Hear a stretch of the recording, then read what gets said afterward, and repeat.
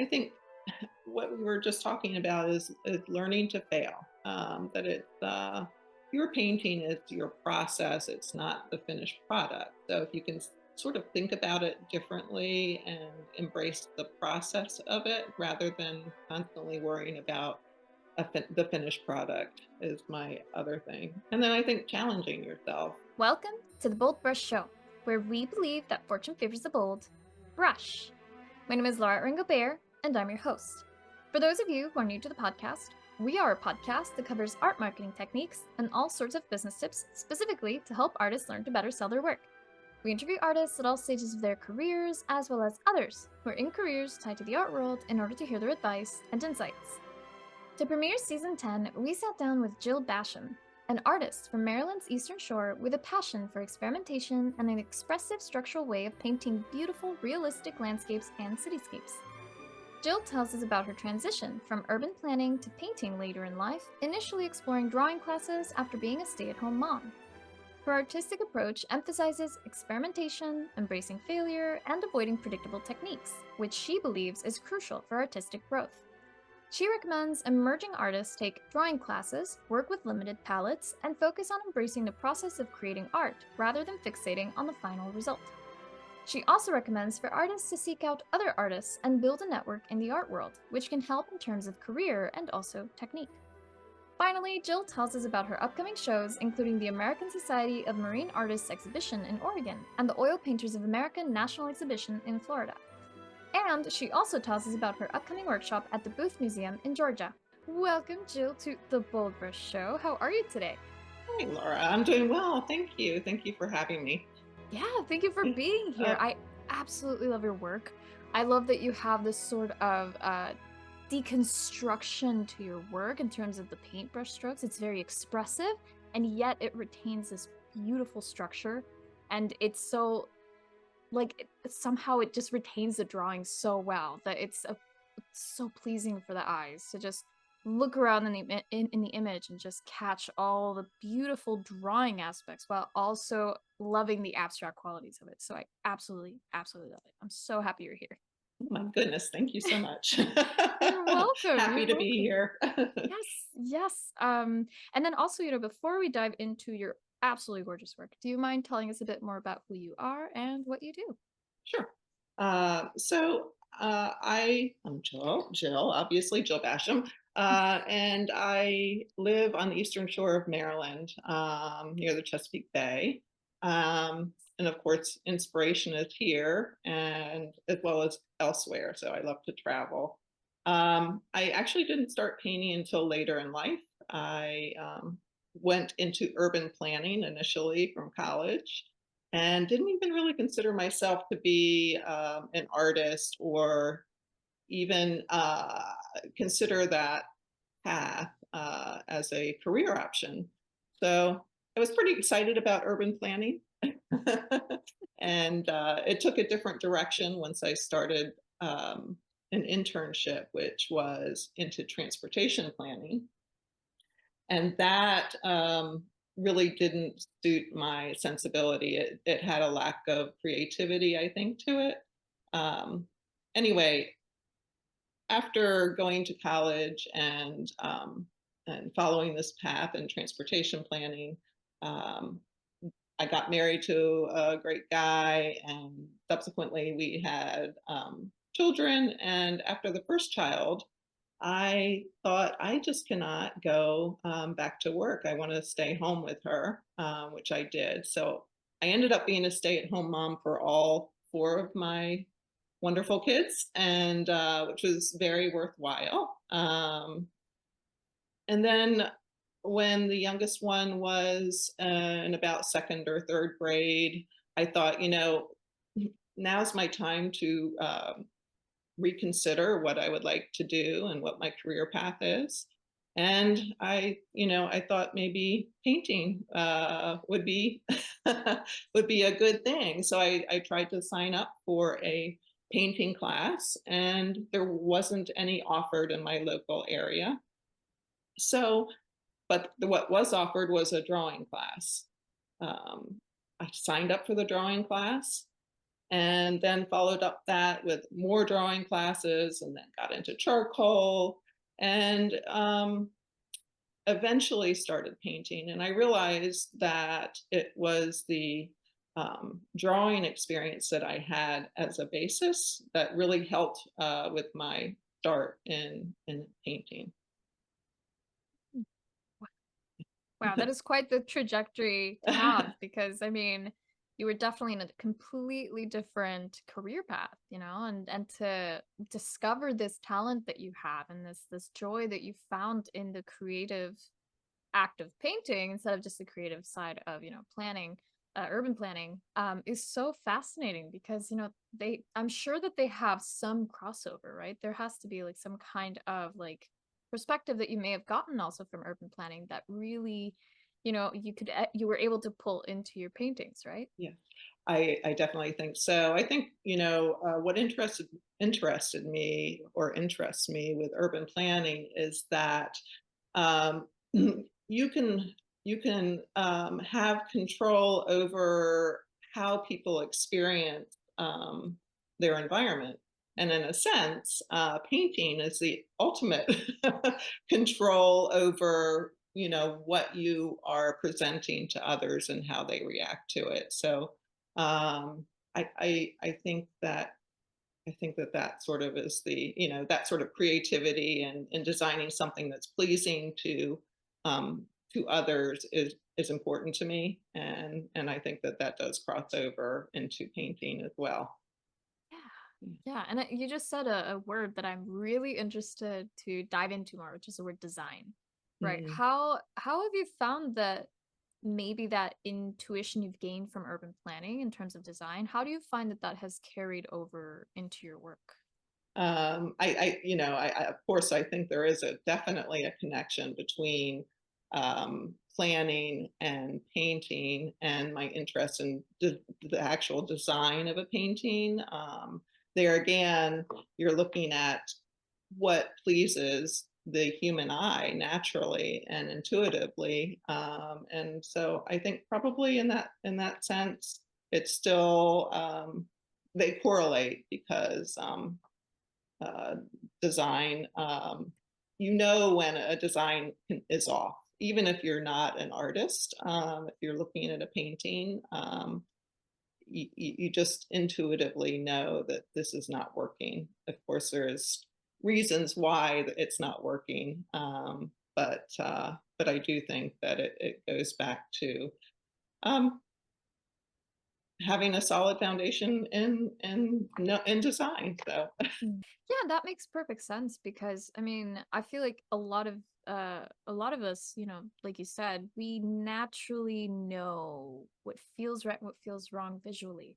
yes, And to be able to really catch that can be, you know, you have to be really aware of why something doesn't work, right? Which in part that's, you know, something that I was curious about with the urban planning because I feel that you might also have seen like certain rules of like, well, these two things would align here and that would look much better than if this were at this awkward sort of spot unless it was at like two-thirds or like one right, third away, right? Because we have these absolutely, specific yes, little rules that the human eye really really finds delicious to look at, right? um absolutely. yeah, and then that actually makes me want to ask you about your process with your work. How do you go from, you know, initial sketch all the way Mhm. to finished piece? Well, this answer might surprise you a bit because for me, it's never the same. I don't like predictability. I would rather try different things. It's just my nature. I think maybe I have uh, maybe possibly a bit of attention deficit disorder, but I don't call it disorder really. But anyway, I love to try different things, and I actually think that that helps with growth. So I can come at it from a tone canvas, and then build on that. I can come at it from just the white canvas itself, and so a limited palette or a broader palette. I don't really set rules or boundaries for myself, and I actually encourage others to try not to set too many boundaries because I think you're going to miss out on where your work can potentially go. Um, so so anyway, I encourage experimentation, and that's where I'm coming from. And of course, with that in mind, oftentimes my paintings might fail. I think I probably have a higher failure rate than other artists because of that. But I think that's okay with me because when I have a success or an aha moment, it's because I have tried something that's out of what is predictable. Yeah, I just can't. I cannot do the predictable. Yeah, and that's I think that's a really awesome point to make because I understand that there's comfort, right, in predictability. There's because you know what to expect, you know what's gonna come up. But then at the same time, you being so like open and brave, because some people would probably be terrified, right? Absolutely terrified to take a risk like that. I think that's awesome because you at least this is the opinion that I have. I mean, I could be wrong. You can confirm. But I feel like you would start to build at least some form of tolerance for failure, right? Because you know that you're allowing yourself the space and the grace to try something new, and if it goes bad, that's okay. It's not the end of the world. It's just another painting to set aside, or something that you can learn from as well, which is even more important, right? Because you're striving and striving and striving with the goal of improving and to Right. learn something new, Right. which I think is a much higher goal than just finish a painting and make it really look good. Even though that feels really good as well. But it's very interesting that you have a much different sort of, I guess, outward goal compared to just Yes. making a beautiful painting. It's more like, Right. let's see how we can remix this. Let's see how we can reinterpret something Yeah. so that Yeah. it's even better. Whereas the predictable sense, I guess, would lack a little bit. It can over time, at least, lack a little bit of that life of like the human attempt to really dig into it, you know? Yeah, I think you're right about that. I mean, and for me, I like I said, I can get bored with a systematic approach to painting. I also get bored with repeating the same subject multiple times. I like to try different things and different approaches. Even during the process of painting, if it's not going the direction I would like, I often will take the canvas and flip it upside down and then try to see things from a different perspective and grow a painting out of that. I get very excited about that possibility. I think that's what it is. Actually, it's the endless possibilities of where a painting can go that just it just thrills me. It really does. It's like not knowing the end of the story or where you don't even know the plot necessarily um, with these sort of paintings that take those turns. Now, on the other hand, there are paintings in which, if I'm out plein air painting, can be a bit more predictable in the sense that I know what I want to capture and I know the feeling that I'm going for, and then putting that down in paint. So Mm, mm, yes, mm, mm.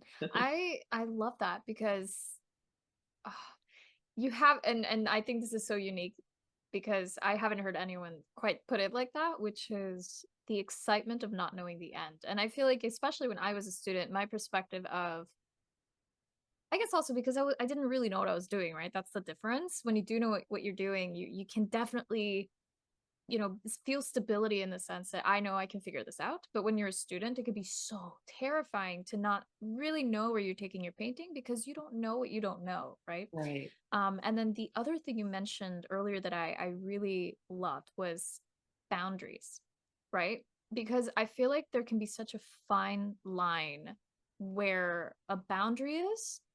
It could be an actual boundary that we set that is arbitrary, Mhm. right? Like it could be like, oh well, I this is how I like to do things, so I'm just gonna stop here, right? But then I like that you see it more as like a glass ceiling, right? As something to break and just to go past that.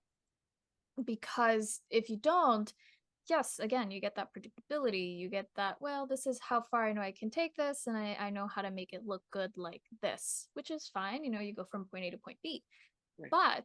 But I like that you're like, no, there's a point C, and I want to get to point C, which is really cool. Right. And in reaching for point C, Mhm.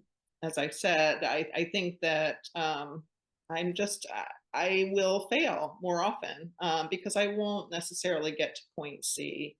Yeah. And yes, I think that if you're that a similar type of artist, you sort of have to be okay with the fact that it's about embracing the process and being okay with the failures. And that's where I am. It's but sometimes I can still be very hard on myself, and I'm sure other artists are too, when something doesn't work that you thought might work, or perhaps you had something, which I think we've all done. You have a gem and Mhm. you totally obliterate it.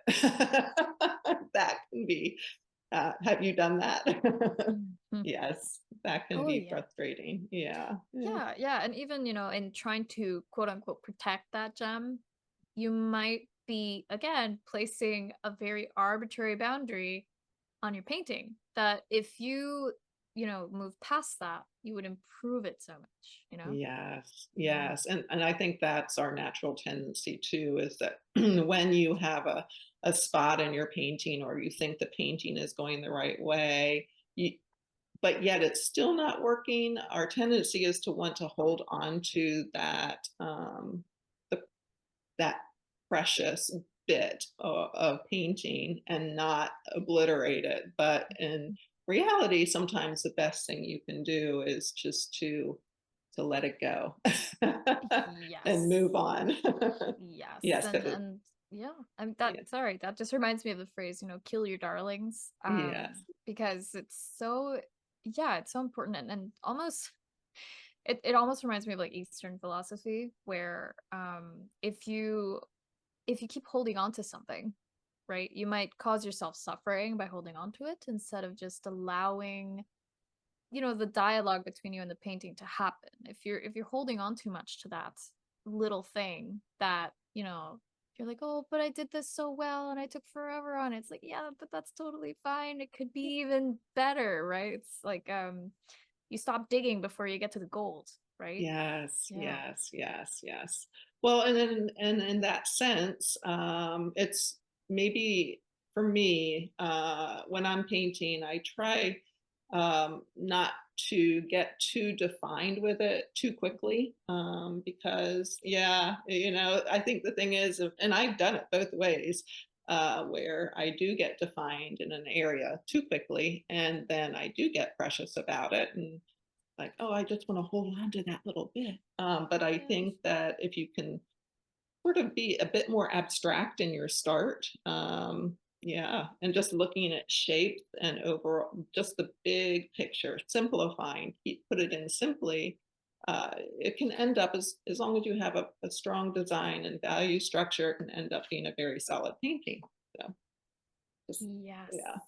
Absolutely. I feel like the real and this, again, it's my opinion. You could confirm or deny. It's totally fine.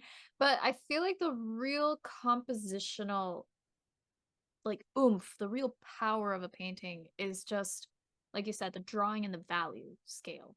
Like, just having a really nice design of values.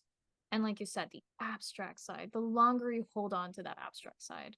Oh, because the human eye looks like that, right? We don't perfectly see things like as perfectly defined unless you're looking directly at it. But when you see a full image, right, you need values because that's what the eye sees, Right. not so much Right. the perfect little details and things, Yes. you know?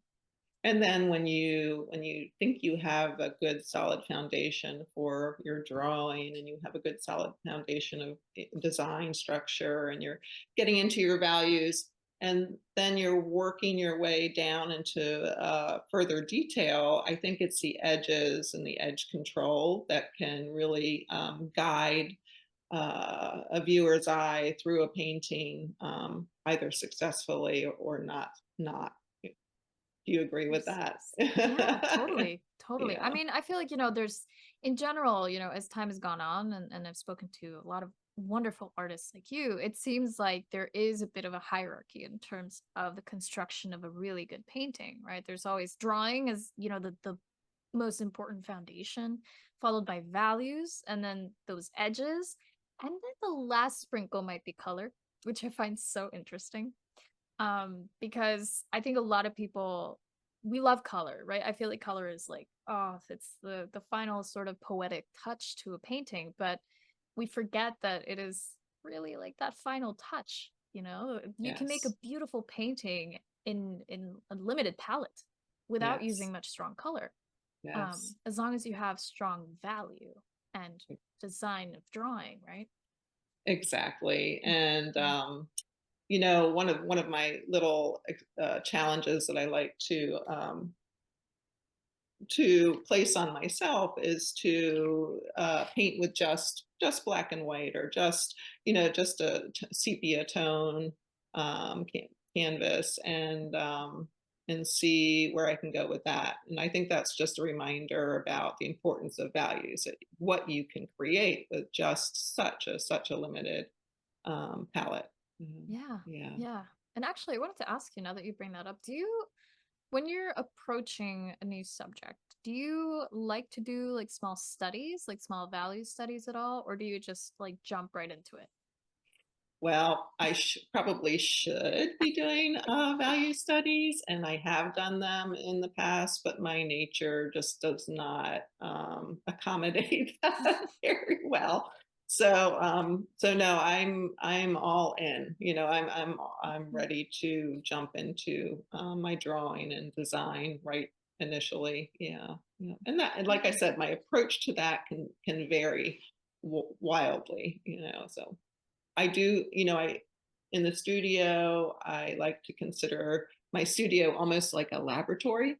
Ooh. So when you walk in, I just don't think that placing too many boundaries or rules, as long as you don't have commissions that you must, that you have and that sort of thing, but having the time to explore and see where things can take you is, to me, has been so important. Yeah, crucial, really, I think, in growth. Yes, Yeah. yeah, and that's the key, right? It's growth. Yeah. And like you said, I mean, if you're doing something that's more like work that is for a commission or something that needs to have a very specific outcome, then of course that's probably not the best time to be experimenting too No, much. right. Yeah, unless I Yeah. mean, unless the commissionee is totally into experimentation and they want to, let you explore and push your Free limits. reign. Yes. Exactly. But then Yeah. that's, I think, very rare. Yes. Yes. So it is good to have that. Yeah. Yes. Yes. And the other thing, going back to color, is that, color works best when you have more muted tones or grays next. I mean, if you want a pop of color, I think the tendency is to, for beginners, well, would like a colorful painting, and so they lay in all the colors, and the problem is you're not having anything sing. And the way to make color sing is to have a restraint in your palette, and it's in my opinion, and grays come in are very important in that. Mm, mm, mm, mm. I think over time, I have learned that gray is my favorite color Yes. because it's gosh, if you ever take like a really beautiful painting, right, and you put it on Photoshop and you start like, just eyedropper tool all over, including the spots that you think are the most colorful, you'll find that all of them are very gray. Yes, yes, Yeah. yes, they are. Very true. It's amazing. It's Yes, amazing. yes. But yeah, and then actually I wanted to ask you because obviously your work has such a beautiful way of this beautiful organization of values and design and structure, which I really love. I love the structure in your work, especially when you're looking for a subject to paint. What are you seeking? And then also, do you tend to move stuff around? Like, do you also edit reality so that it looks even better? Those are good questions. So, what I'm looking for is I love value contrast. So I also like a gray moody day, but for me, I'm looking for value contrast and design, obviously. And then as far as moving stuff around, absolutely. I that's one of the things, the magical powers I think we have as artists is to be able to move things around to make something work for us. So, yes, I'm all for moving things around. I think when you're first starting out, though, that's very difficult to do. So, if you're a beginner, it's almost better to not go there yet. I think that comes a little bit further along in your process in your painting career where you're making those editing decisions. So, yeah. Oh, yeah. I mean, for sure. If you don't know what you're doing, it's better to figure out what you are doing first. Right. For sure. Yeah. And then actually, speaking of, of people who are learning or students, is there one big piece of advice that you like to give your students, whether they're your one-on-one students or your workshop students? Yeah. Well, there again, I think that there's probably more than one, but I would say my top would be to do what I inadvertently did when I first started, which was to take a drawing class even before painting. So I do recommend that. And then I think what we were just talking about is learning to fail. That it's that not every painting that your painting is your process. It's not the finished product. So if you can sort of think about it differently and embrace the process of it rather than constantly worrying about the finished product is my other thing. And then I think challenging yourself. uh, and what we were already talking about is all try to think of challenges, things that you don't normally do, uh, and I do also recommend that when you're first starting you do have a limited palette that you just have even just one of each of the primaries and white, and maybe well, I think each one, yeah, I think and white, and go from there and see because you can. It's amazing how many colors you can mix from that, as well as you can get your darks and your lights from that as well. I think that the tendency for beginners might be to try and put out all the whole colors of the rainbow.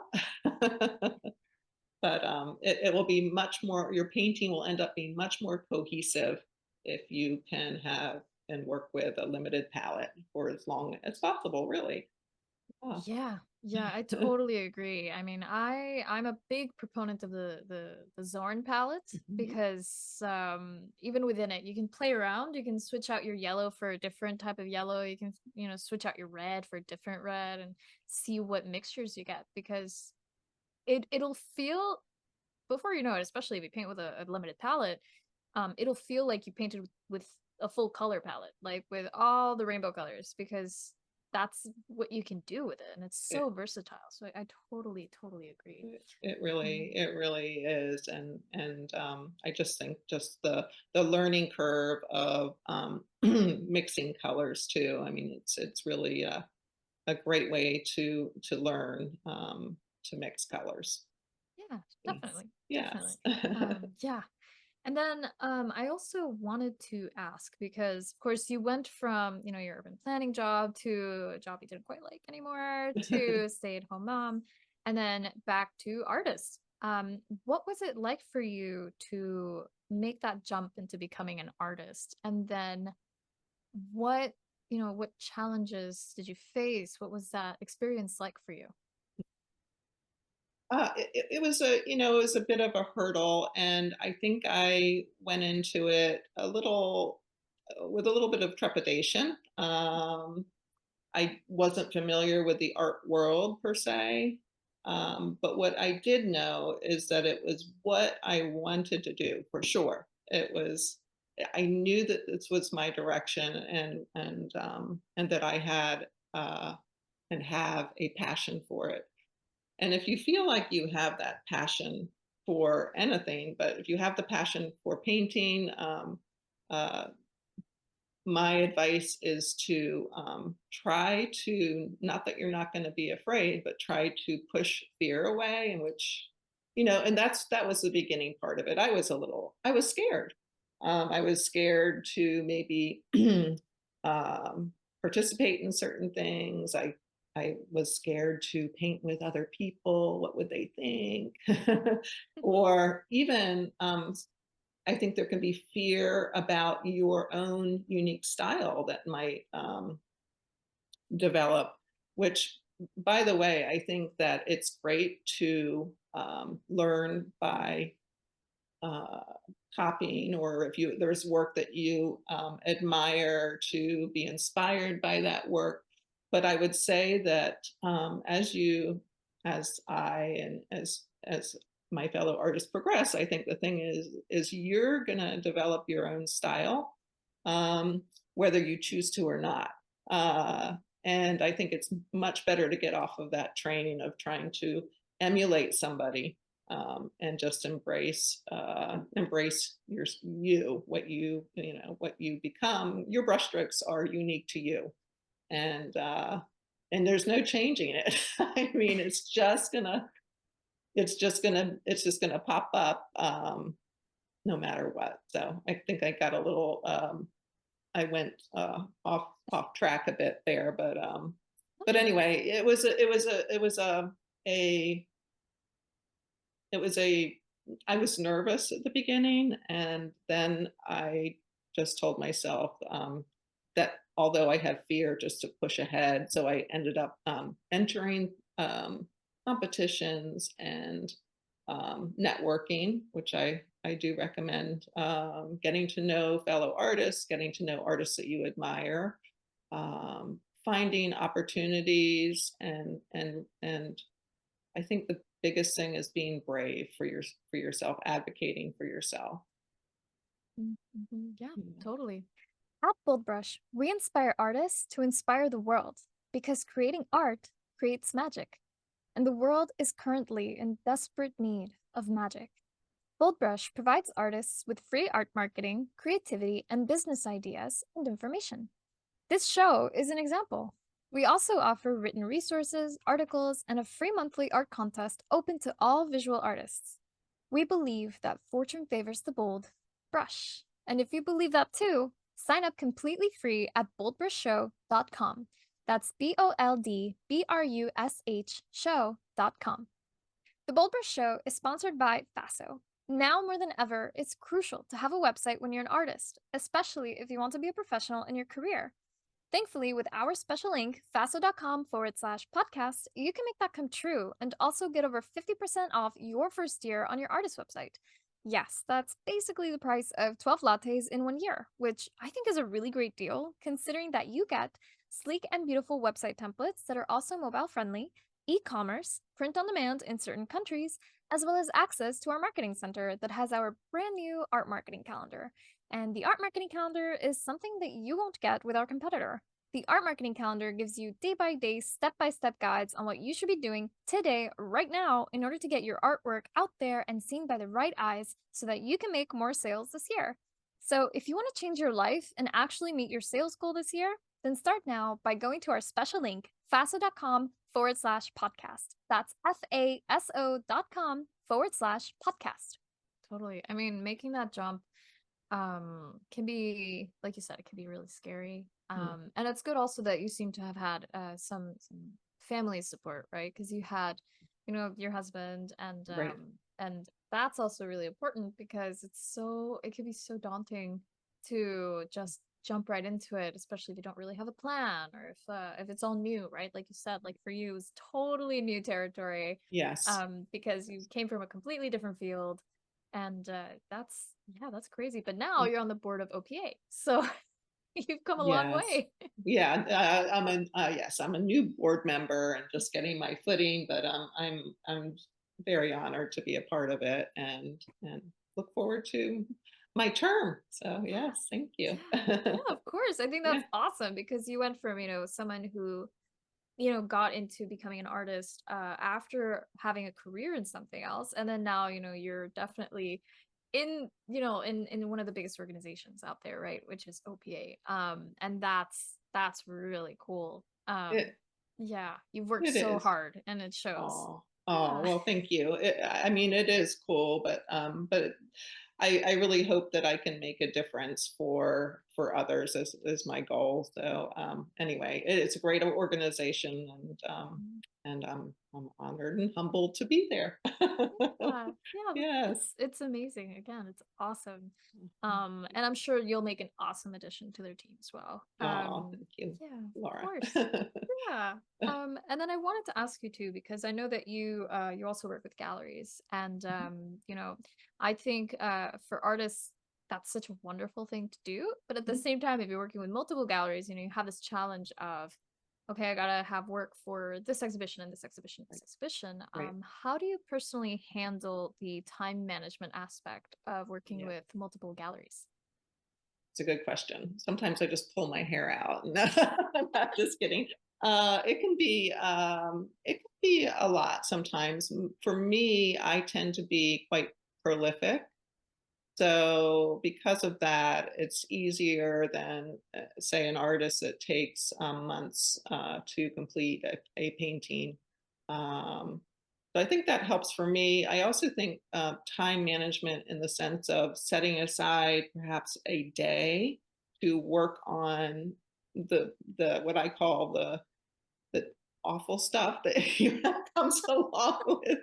comes along with being an artist. So the not being at the easel and spending the day with all the financial and marketing. I say awful. It's definitely necessary part of things, and then make sure that maybe even put on your calendar that today is a painting day and devote that time to painting. And I think that helps get things accomplished in a timely manner. So when the gallery says, "I would like a painting for this particular show," that you have set aside the time in order to complete it and be content with it without feeling frazzled. Although for me, it's gone the other way too, where at the closer to the end, I actually think, well, maybe I should just do one more painting for this exhibition. And so I'm just, yes, I'm burning the candle and trying to get one more in, which, by the way, is sometimes my most favorite, you know, that last one that you push for. Yeah. Yeah, Yeah, there's something about sometimes, and this doesn't happen to everyone. I mean, we all, work so differently, but sometimes that extra bit of pressure can really make some magic happen, especially if you already have what you need, right? If you already have the pieces that you need for the show and you decide, I'm going to try one more, and you don't feel that fear of, oh no, if I don't finish this, I'm screwed, right? Um, you have that freedom to experiment, just what you were saying earlier, and to really pull something magical out, because you're going to be much more unafraid, right? I think that is a really good point. Yes, I think you throw caution to the wind with that last painting, and yes, and then you can hit gold with that. Yes, I Mhm. agree. Yeah, there's just something about having that lack of real fear of failure, right? Of just like you said earlier, like learning to fail. Just allowing that can make so much of a big change in terms of the type of work you can really make, right? I feel like Yes. that really takes takes your work to the next level, because I I feel like that fear can really hold you back. Um, like, and anyone, and it's like you said, it's natural to be afraid. It's natural to be like, oh, but what if? Oh, but what if? It's like, okay, but what if you do make something awesome, right? Like, you have both sides of the same coin. Right, right. Yeah. Yes, yeah. And the other thing I often think of is what is the worst case scenario? I mean, really, I think you're going to be okay. That and that's anything in this artistic journey where I feel nervous about something. I just say, well, I'm going to be fine. It's all going to it's all going to work out, and it will be fine. Exactly. Yes, Yeah. Yeah. I mean, the worst that can happen is, oh no, I have an ugly painting that I might recycle or reuse, or right. might do something to later. But I mean, it's the only permanent thing out there is death, of course. Yeah. So that's, I don't think that's it's gonna be that to that point, right? Right, right, right. Yeah. Yeah. And then I also wanted to ask you, in because you work with galleries and you also teach workshops, or at least, from what you mentioned, maybe one workshop a year. What ways have you personally diversified your income as an artist? Well, I think as far as workshops, I do think that that can help finances, and I think also reaching out to collectors and staying in contact with your collectors is important. I find that oftentimes my collectors they'll have one of my paintings but might be interested in another, and that reaching out can be the difference in making a connection. I mean, a true genuine connection with people, I think is important. And marketing, having a solid website, which, by the way, love Fatho. It's simplified things, and I know people have gone to my website and made purchases directly from the website, which is great. And I think just keeping your eyes open for opportunity where opportunity arises, and going for it. So those are some of the things. Yeah. Yes, yeah. And and like you mentioned earlier too, the networking as well, Mm, can really help with that. And I actually, since you brought up collectors too, how have you managed to be able to talk to collectors? Because I know some galleries aren't quite open with telling their artists who has purchased their work. Have you been right. able to meet them maybe at shows, or has it been mostly collectors that have purchased from you online, or how have you Yeah, good managed that? question. Yeah, I think my galleries are friendly in regards to not necessarily giving me a list of all the addresses, but if I am at an opening of a show, to they encourage the connection, and it's sort of a mutually beneficial thing, because obviously if I network with them and know the collectors through a particular gallery, then I always uphold our financial situation as far as commission for work. So um, that's it. Yeah. Yeah, I mean, I ask because, some galleries can be a little bit cagey about it from what I've heard. They don't like to share that information very much. Yeah. Yeah, yeah. I, Um, I respect that, and I understand where they're coming from in that regard. And but uh, but I think the only thing, as far as I'm concerned, the best thing that I can do is have obviously full transparency and integrity in that regard. And I recommend that for any other artist to be very upfront with your galleries, and I think that they feel more comfortable with the artists that way too. So it's mutual respect, I think. Yeah. yeah, yeah, totally. And then that actually brings to mind another question, because, maybe some artists out there who are listening, they might want to start working with a gallery. How do you recommend that an artist approaches a gallery? Mm, Because I know that some people, they might, apply for a show and then maybe a gallery approaches them thanks to that. right. Yes. Especially if it's like a competition. But how have you been able to get galleries, and then how would you recommend someone approaches a gallery? Right. I think there's probably different ways. And I also think that it's important for you as an artist to be sure that you fit in the gallery. So I wouldn't just approach galleries without doing your homework and knowing what type of gallery they are, even talking to other artists that are in the gallery to see if it might be a scenario that would work for you. And as far as my personal experience, in one instance, it was that I had entered a show, not entered a show. I was asked to be in a show, I believe, at one of the galleries, and it was so they were inviting outside artists, and then they offered me to be a regular artist there after seeing my work. Then I would suggest, not barreling in with your work without an appointment, and just and showing up. I would suggest probably trying to make contact with them via email and sharing images initially that way, and then seeing about a response and then taking it from there. Yeah, that's my also, I think again, networking is valuable. So if you have a friend who is an artist in a particular gallery and you think that that gallery really is a good fit for you as well, then maybe talking to the friend and maybe they can put in a good word too. So I think that might be helpful.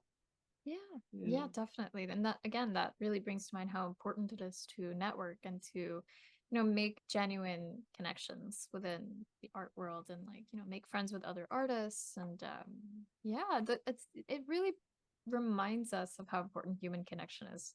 Yes. Yeah, yeah. Well, I think for us artists too, we sort of are unique, a unique tribe, Mm. and so I think that I think sticking together and um, uh, sort of helping each other out, however we can, is a good thing, and I definitely value my friendships, my artist friendships. So yeah, it's a good thing. Yeah, yeah, and it also exposes you to other ways of seeing and other ways of thinking, and someone might, I don't know, you might have a friend who's an artist who you see how they painted this one thing and you're like, oh my gosh, how did you do that? Or they'll come up to you and ask the same thing. Like, oh, what color did you use there? That's amazing, Right. right? Yes, yes. Yeah. Whereas my husband, who's not an artist, he he can help as much as he can, and he is helpful sometimes. But it's those things that we talk about that is like talking a foreign language to someone outside the art world. Yeah, for Yeah. sure. Yeah. Yeah, because it's such a technical career, right? There's just so much that goes into it. Just, even just discussing the act of even laying out paint on a palette, right? And the actual mediums we use and what medium to use when and why. Like I'm sure that would throw someone for a loop, and we haven't even started painting yet. Absolutely. Well, actually, that reminds me of a story. My first actual painting class, I kind of joined it mid session, I guess you could say. It was sort of an open session, Mm. and I went in with all the supplies that the instructor had required, and everyone else had laid out their palette, and I hadn't because I had literally no idea what to do. So she said, Jill, go ahead, lay out your palette. And I said, I don't know how. And so she sort of walked me through it. And then she said, and I had this little bottle of medium, and she said, and then you take the bottle of medium and you put it in a cup. And I thought, okay, I can handle that. So I took her quite literally, and started, pounding the bottom of the bottle to get all the medium Oh, out. that's And adorable. she turns and she sees me doing this and she goes, Jill, what are you doing? And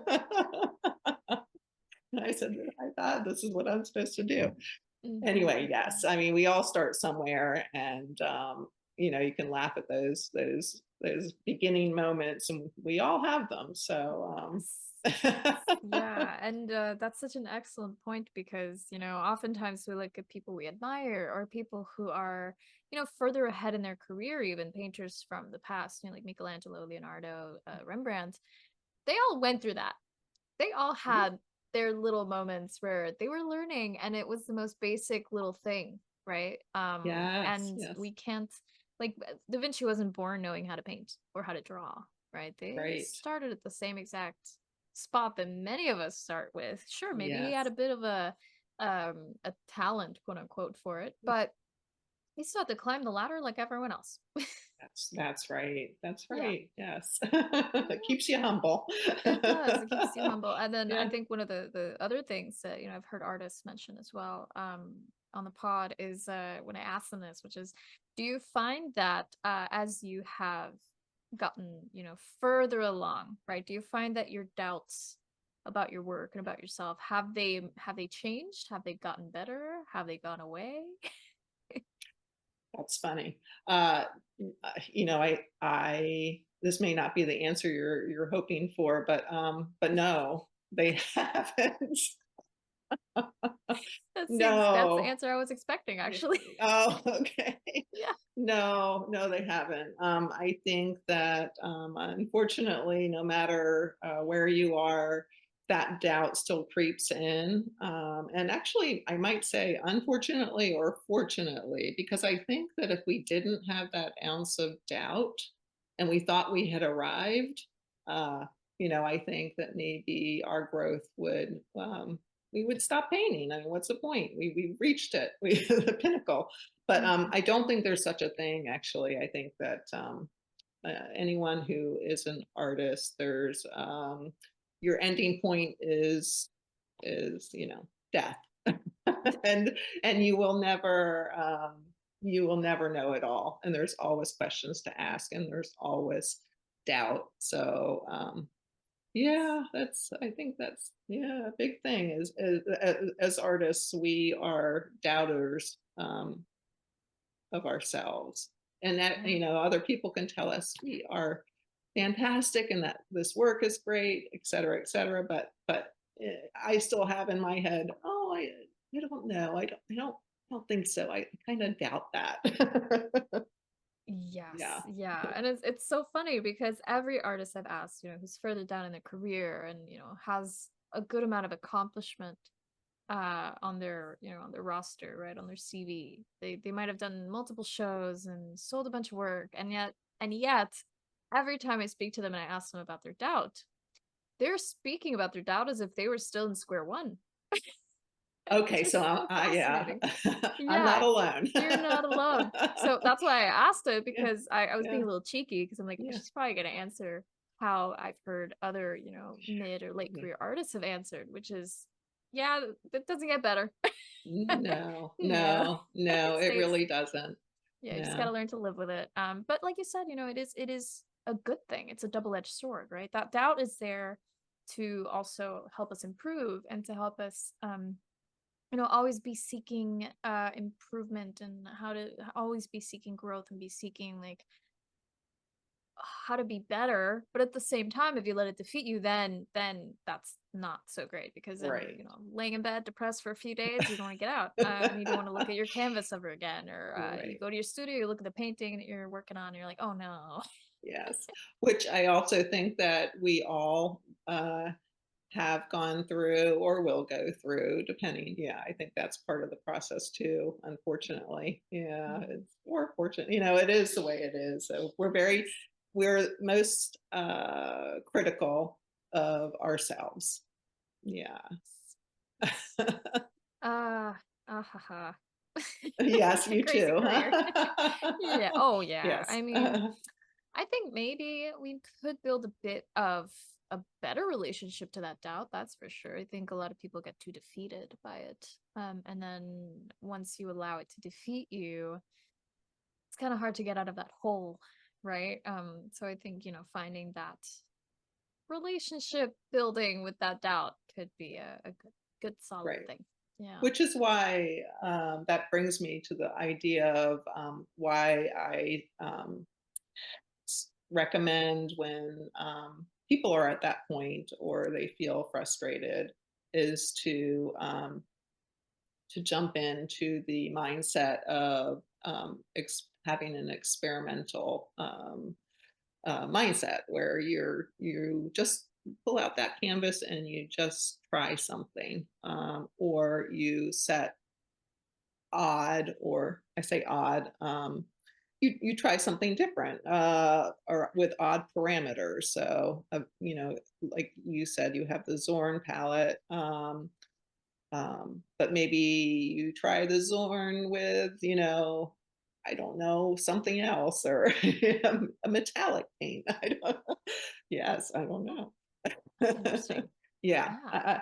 yeah, just throwing curveballs, I think, can help get you out of that funk sometimes. Yeah. Yeah. Yeah, for sure. For sure. Yes. It's a crazy, crazy daily life as an artist. Definitely. There's just so much freedom.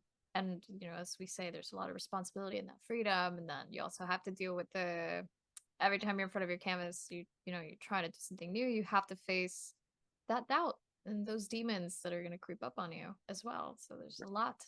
Yeah. Yeah, it almost makes the marketing side look easy.